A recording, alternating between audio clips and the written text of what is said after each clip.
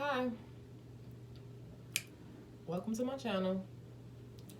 A Star is Born. Please do not forget to subscribe if you like any of my videos. Share, comment. You can hit the bell on the right side and you will receive my notifications to get all my videos as they come in.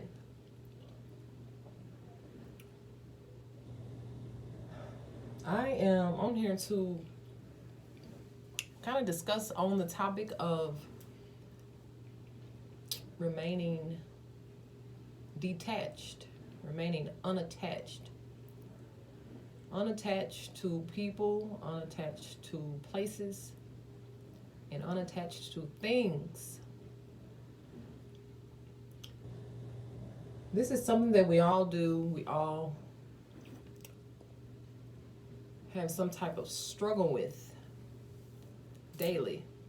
So this takes a daily work and process to begin to eliminate certain things that we have attached to ourselves to. Whether it be, let's start with people, whether it be people. This would be a big one because, when we're dealing with people in different relationships, we have family and friends, we have children, our lovers, our boyfriends, our wives, our husbands, because they're so close to our heart. And, we deal with them so much, we deal with them daily. It can become hard to be mindful, to stay detached, to love someone and to remain detached. And that's something that I really had to process. I started kind of hearing about this like a year ago, that you're able to love someone but remain unattached, So what I've gotten was, when I say unattached, remain detached.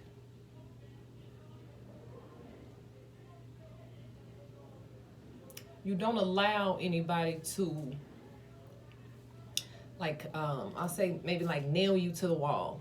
Like, you don't allow anyone to use your words, use things that you may have said against you, things you may have told them, things you may have promised. Maybe you even promised them certain things, maybe you have some certain commitments to people, and at some point, you made some kind of commitment, but at some point after you made the commitment, it could be the next day, it could be years, months, you feel the need to not continue on honoring that certain commitment or those certain words that you said to a person. You're feeling like, at this point, maybe I can't honor that anymore. That's your choice. That's your free will. Free will is coming into play. Free will. If God, the Creator, our Father, if the universe, however you want to put that, however you might see that, if God allows you the free will to make your own choices, then how could we allow anyone else to push us into a corner to where we no longer have our free will?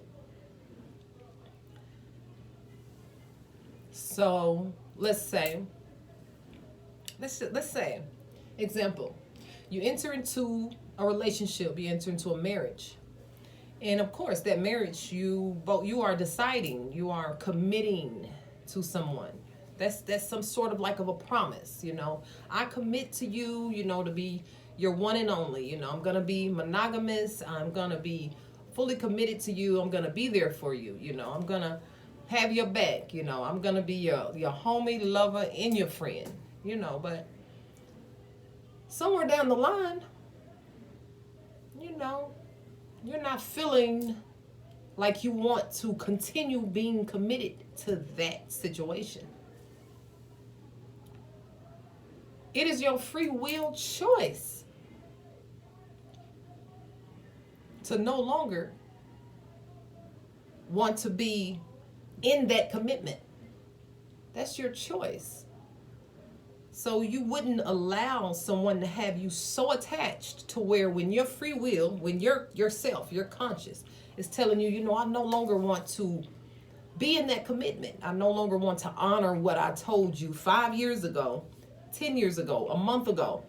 Yeah, I know what I said, but now today I'm feeling a little different. I thought about it. I prayed on it. I'm feeling something different. But now you're not allowing your free will to step in. You're not stepping out on your free will and what you want to do, because at some point in 1992, you made some sort of commitment to someone. So now your free will is kind of gone because it's you. We allow ourselves to be stuck to the wall. Yeah. We allow certain things to be like hung over our head, like they hang it over your head, Well, we're married, and God said, ain't no divorce. So divorce is a sin.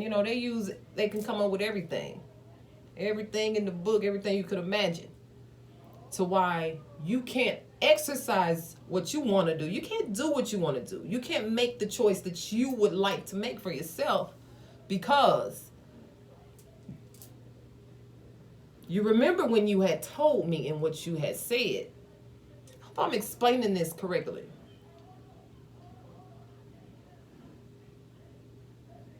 Remaining unattached to people, places, and things. To remain unattached.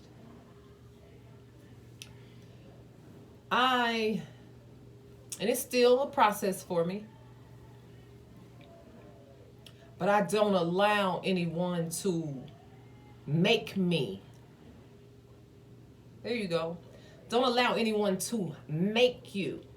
In no form, in no way do I allow anyone to make me do anything that I don't want to do.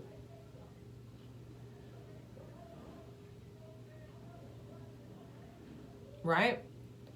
So it could be down to a phone call. Someone's calling, and you're not up for talking. You don't want to talk. You don't want to talk, period. Maybe you don't want to talk to that certain individual. You just don't want to. But you have another side of you is like, oh, if I don't answer the phone, they're going to think I'm acting funny. You know what I'm saying? They're going to be mad at me. They're going to be upset with me. But you within yourself, you just don't feel like talking. You also have the choice to bypass how you feel. That's your choice as well. I don't really feel like talking, but I'm going to go ahead and I'm going to answer the phone. That's your choice. But to remain unattached is, unless that's your choice, don't allow anyone to force you into anything. Don't allow anyone to make you feel any type of way because of what you want to do. I do what I want to do. I make my own choices, and I allow anyone else to fall in line to the choices that I make for myself. The choices I make for myself, you can make your choice behind that. But I do not allow people to force me into making certain choices. Remaining unattached. And it's not that your feelings don't matter to me, but my feelings matter the most to me. So I don't allow your feelings and how I feel, how I care about your feelings, and I do. I don't allow how I feel about that overrule how I feel, because my feelings and my choices and how I feel come first. Remaining unattached.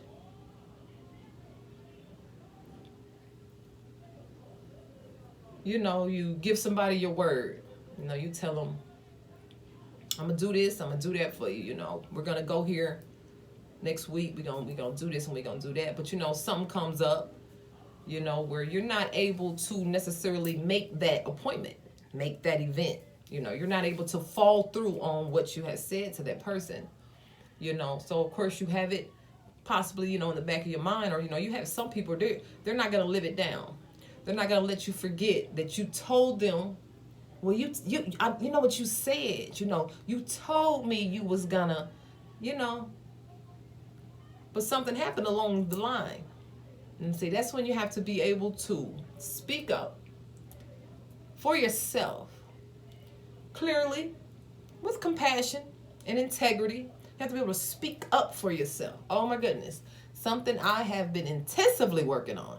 Speaking up for myself. A lot of times when I see drama, I feel heaviness coming. I see BS coming my way. You know, I used to I'll kind of dodge it. I'll dodge it, you know. So something that I've been working on is speaking it, letting it be known. You know, I said next week that I was going to, but you know, I really would rather not. I'm not going to do that anymore. I've changed my mind. Something else came up. I'm not going to do it. And to be okay with that. That's what I wanted to do. Now, that person might feel away. That person might be mad, upset, livid, you know, possibly. Person might say, oh, okay, cool, that's fine. But a lot of times when we're dealing with certain type of people, you know, they don't allow it to just pass and for you to renege on something that you already said you would do. You know, again, that can, another topic, another video. When you start running into that, you know, you're getting into maybe a energy taker, an energy vampire. You know, when you're telling someone what you want to do, how you've decided to do a certain situation, how you're not gonna no longer do what you said you was gonna do, and they're gonna hold you to it. They're gonna make you feel some type of way for you not honoring what you said. You know, they're trying to attach their self to you. And that's why, again, speaking up and letting the person know what's going on is the best, other than dodging it. Dodging a situation might not be the best out, you know, because now you have that person wondering and kind of in limbo about what's going on, versus speaking it into the air and letting it be known. That's how you can release some attachments that you may have put out there. You know, you attach yourself. You agreed upon something. You made a commitment on something. So that's a form of attachment. You know, when you agree to something, when you sign something, when you promise something, when you tell somebody you're gonna do something, that's a form of attachment. You know, that's a small attachment, correct? So either you can do exactly what you said you was gonna do, but if something comes up and you no longer are able to do that thing, it's best to communicate that. Put that in the air. It's like a reversal to what you said. Yeah, I said that. The next day I changed my mind, so now I'm going to re-communicate and revoice back in the air. I'm gonna call back what I said yesterday. I'm bringing it back to me, and I'm saying, no, I'm not gonna do that anymore. Communicating. That's why communicating is so smart. It's very important. Very important. You know? Remaining unattached, detached. I don't want too many things holding me down or committing me to a certain situation.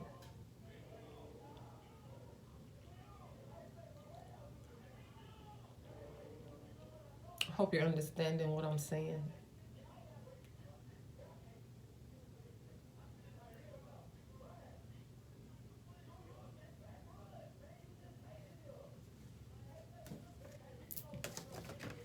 A little bit. We're gonna. I don't know why the seven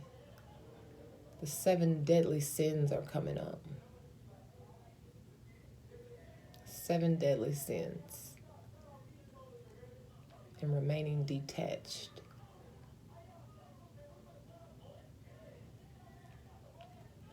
It's like a heaviness. The more we attach ourselves to people, places, and things, the more things that we attach ourselves to, it's a heaviness that comes. You begin to get boggled down because you have committed yourself to so many different situations, so many different people. You have so many obligations out there because you continue to agree. Often we agree to things, to do things that we never wanted to do in the first place. And so we agree to do it. That's in a form of attaching. You want to be detached as much as possible. You want to be like a leaf, like the leaves. How the leaves just fall from the tree. They fall from the tree so gracefully. You know? Now, what if that leaf just decided to come off the limb at that moment and come down in the tree? It's totally upset with the leaf. Like, leaf, you're supposed to be on me. You're supposed to be on my limb. How dare you try to fall down off my limb? The tree is still a tree, and that tree is allowing that leaf to be what it is and to do what it wants. They're both remaining unattached. Even though they're like a great fitting together, right? I guess during the spring, the summer, like they fit together. Like they're gonna be attached. But during a certain season, it's like the leaf changes its mind. It's like it's changed its mind. It's like, I'm not gonna stay on you when the winter comes, Yes. Remaining unattached. Attachments. The word entanglements are coming in. As we agree to certain things we don't even want to do when we agree to them. We're like, yeah, I got you. We really don't even want to do it. That word no is such a powerful word. I'm working on that no. Yeah. So with attachments, it's nothing but entanglements. You're entangling yourself in so much to where you're going to become like discombobulated at some point. If you don't begin to free yourself up from certain things, certain people, certain situations that you have agreed to at some point, Now it might begin to feel like you have a dark cloud hanging over your head because you have so much out there hanging in limbo of what you said you was going to do, what you intended to do possibly. Some of it, a lot of it, we didn't even never intend to do. So we would continue to attach ourselves to things, Never be afraid to stand up for yourself. Your intention is not to hurt anyone's feeling, or possibly, I guess, your intention is not to hurt anyone's feeling or to leave anyone out there dry, to ignore. That's not your intention at all, right? But what comes first is yourself. Being there for yourself. Honoring yourself. Making yourself happy. That's first. And when there begins to become things, people, places, and things that go against what you want, what makes you happy, the decisions you want to make, those are attachments that are entangling you that you must begin to release by saying no, communicating. You have to communicate it. You have to reverse it. You have to reverse what you agreed to at some point. At some point you agreed to it, but now you want to reverse it. Reverse it through communicating. That's why communicating is important. Okay?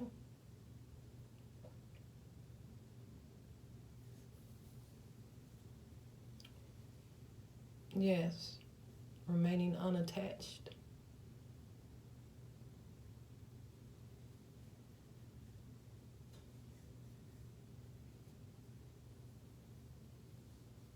How we attach ourselves to things,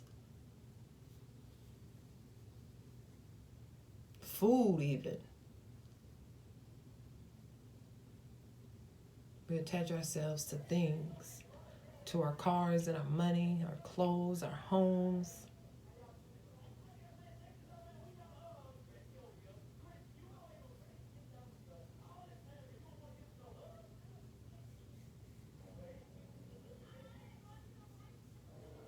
Many people have, when they describe themselves, when they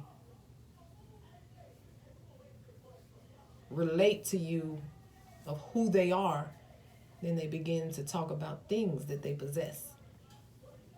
But the you that you are is inside you. You are inside of you. You are no thing that's outside of you. It's not you.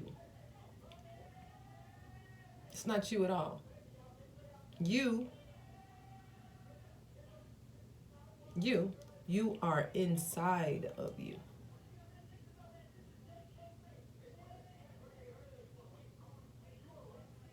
The least amount of things that we feel that we need, because ego is coming in.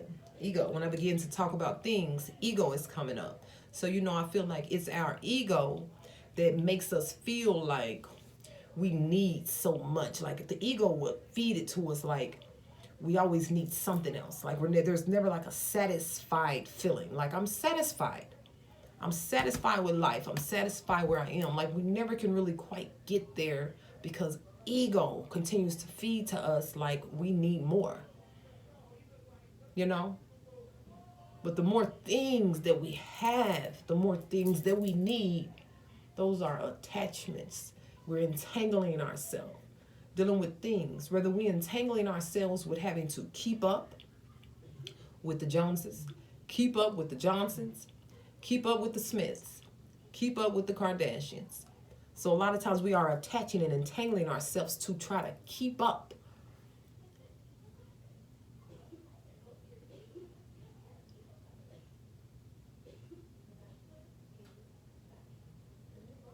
And it leads to greed, being greedy. Enough is not enough. Enough is never enough.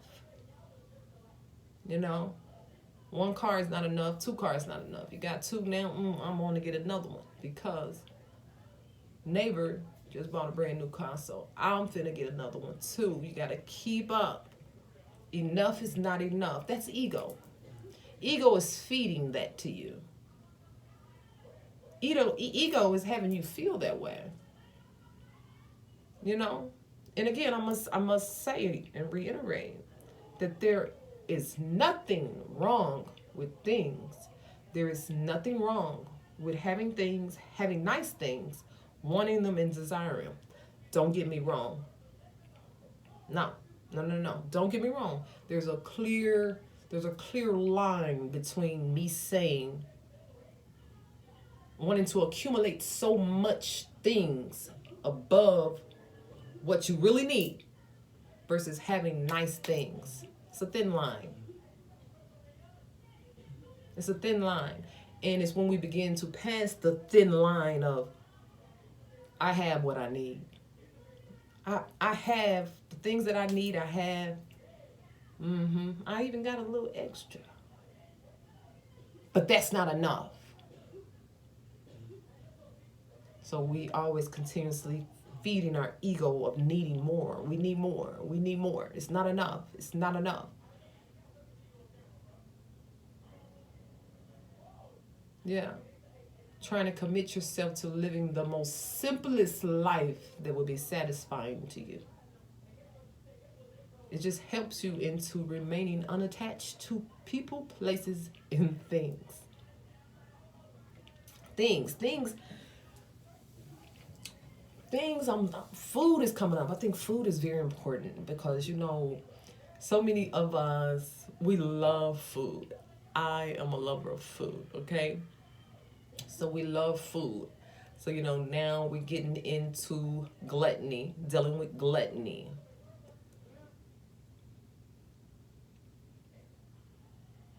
So now, we no longer really care about even nourishing our bodies. Like when it comes to eating, we're not eating to nourish our bodies, to be healthy, to eat the foods that's in the little pyramid, the little food pyramid. It's telling you need your proteins and this many starches and your vegetables and we're that been gone. Like we've been stopped going by that. So we basically we're eating for entertainment purposes. You know what I'm saying? And attachments. What you're doing and eventually going to be doing is that you're attaching yourself to an illness is what you're doing. Not eating correctly, overeating. Yes. Eating because you're bored, because you're not creating, because you're not taking care of your business, because you're not being productive. So eating has become that thing. You should be doing this. You could be doing this. You would be doing this right here. You're not. What you're doing is you're eating. You're eating and you're watching TV. You're watching your movies back to back while you're eating. For entertainment. And you are attaching yourself.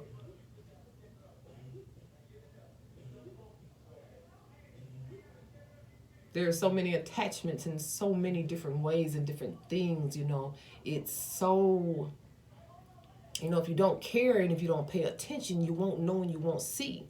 In your mind, you are just living life. You're just living life, That's what we do. We just live life.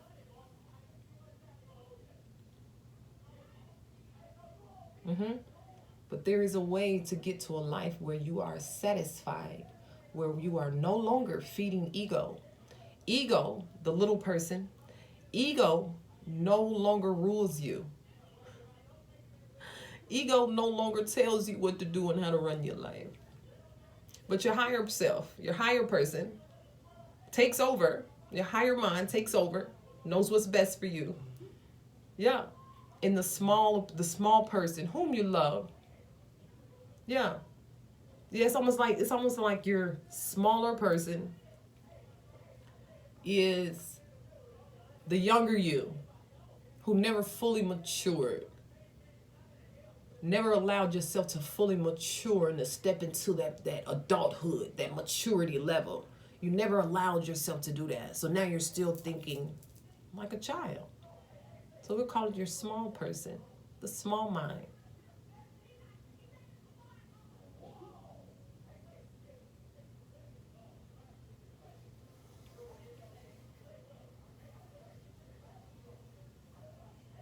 Yes.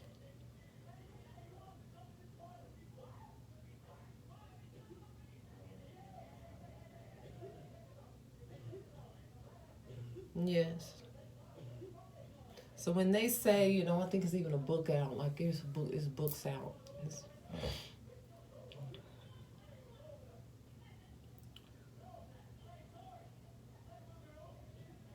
Like, how do you not give a fuck? You get to a point in life where you just don't give a damn. Just don't care. And for some, that might sound so cruel, a little heartless, a little cold.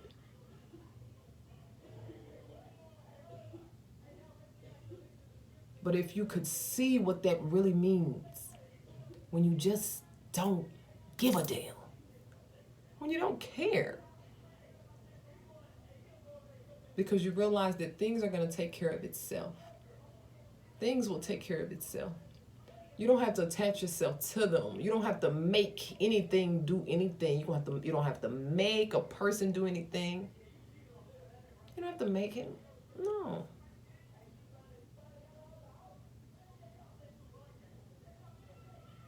Yeah. Allow yourself to be free by detaching from things, having no need for all the things, all the people. Yeah, there's no need for me to have people around all the time. There's no need for that. Yeah.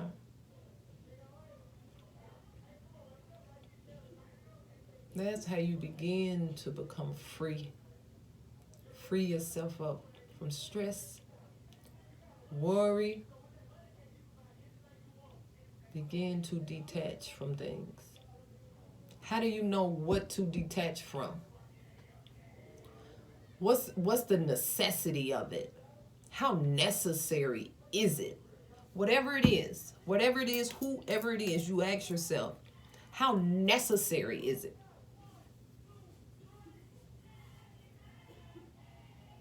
Is it necessary? Is it necessary? Even people.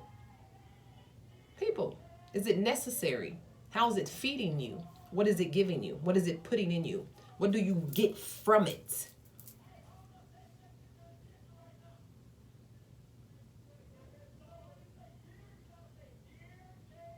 And I'll tell you now, one of the hardest things will be detaching from family. Because again, like I said at the beginning of the video, our loved ones, they're just that. They're our loved one. They're our family. We love them. We love them, right?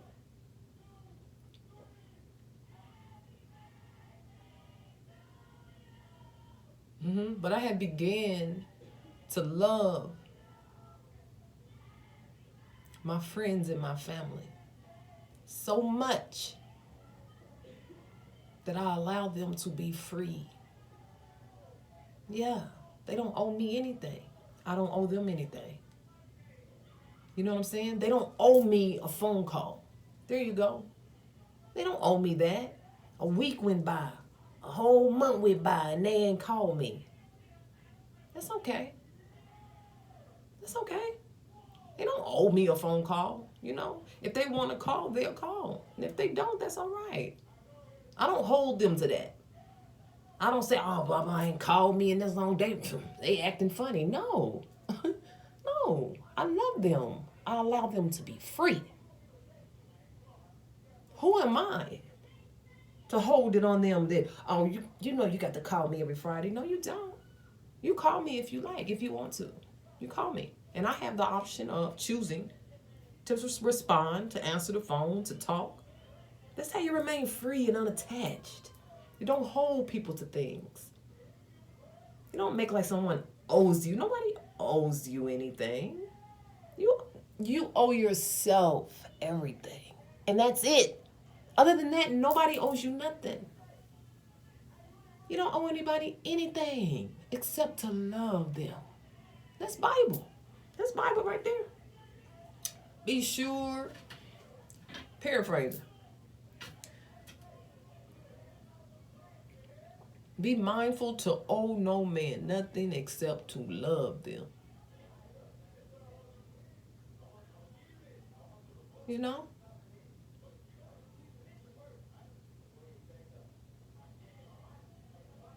Yes. I have began to love people so much that I let them be free to do what they want to do. And I'm happy for you. I'm happy for all these people. I'm happy for all my family. You know? No, in my head, I don't believe, oh, I haven't talked to Janice in 2 years. Oh, she don't mess with me. No. Janice is still my friend. I love Janice. I think about Janice and I pray for her often, her and her family.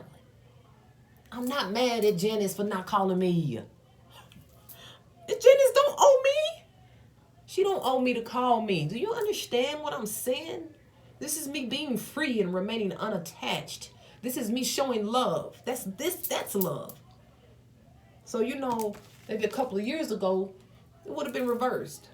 Somebody didn't call me and, you know, time went by, a week went by. You know, and I haven't received a phone call at all. Oh, talking about they love somebody. You don't love me. Because they didn't call you? Because they didn't call you. So now the love is gone. Like, that's not love. That's not love. You don't know what love is. You don't know what love is. If a person, in order for a person to call you, they have to take time out and call you on the phone.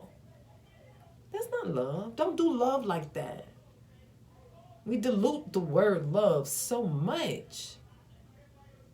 Yes. You have to love. Let's love each other so much that we feel free to do what we want. Yeah, I'm a work in progress. I'm a work in progress. Yeah, but there is no one that I love, and I love everyone. Okay, there's no one that I feel cares for me, that I hold to any certain regard, duty, commitment to have to do anything for me. No, I want you to live the life you want. I want you to make the decisions you want. That's how much I love you. Oh, so I said a whole lot. I did. I said a whole lot. I hope that something that I said was profitable to your to feeding into your spirit is what I intended to do, and I hope you picked up on something. Any questions, please put in the comments. Again, subscribe to my channel, share it, like it, comment, and I appreciate you for watching. Love and light to everyone.